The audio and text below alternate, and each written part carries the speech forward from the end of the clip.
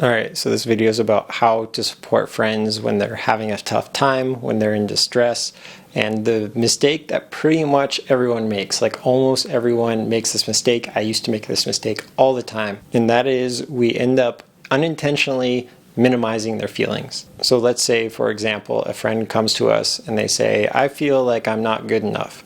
Now, our immediate reaction is probably to say, hey, you're great. You are good enough. You're more than good enough. You're completely awesome. And this type of response can actually be helpful in a lot of ways. To get validation from friends or peers, to see how other people see us. But what we do unintentionally is we actually minimize how the person's feeling, because how they're feeling is valid. There's more depth to what's going on there. So yes, we want to affirm them. Yes, we want to tell them they're great. But before we do that, we want to give them a chance to express how they're feeling. We're often holding on to such deep-rooted feelings, and when people essentially tell us to feel better or tell us we should feel better, we end up just rebearing those feelings. So what we want to do is we want to help someone feel safe and comfortable to express how they're really feeling.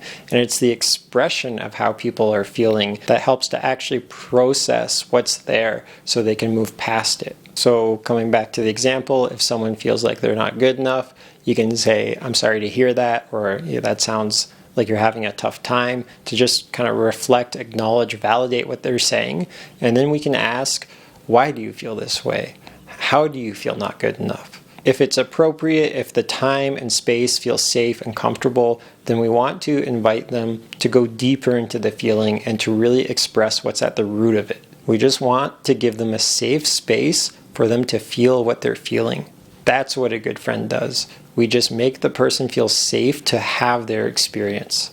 So we can ask them questions like, tell me more about that. Or just repeat back to them what they're hearing to validate and acknowledge what they're expressing. These things are so comforting. If therapists only did this, therapy could still be quite effective. And then when they've really expressed themselves, when you feel like they've really expressed what they needed to or what they felt ready to given that situation, given the context that they're in, then you can start reflecting to them around how you see them, validating the good qualities you see in them, all of those things that you would typically do to make someone, feel better. And that's really it. Through your presence, through listening compassionately, you give someone permission to go deeper into their feelings. You make them feel safe to have the experience that they're having. And that's how we can really be there for someone else. So that's it for this video. You can like the video, subscribe. I have a Patreon if you want to support my work. And thank you very much for tuning in.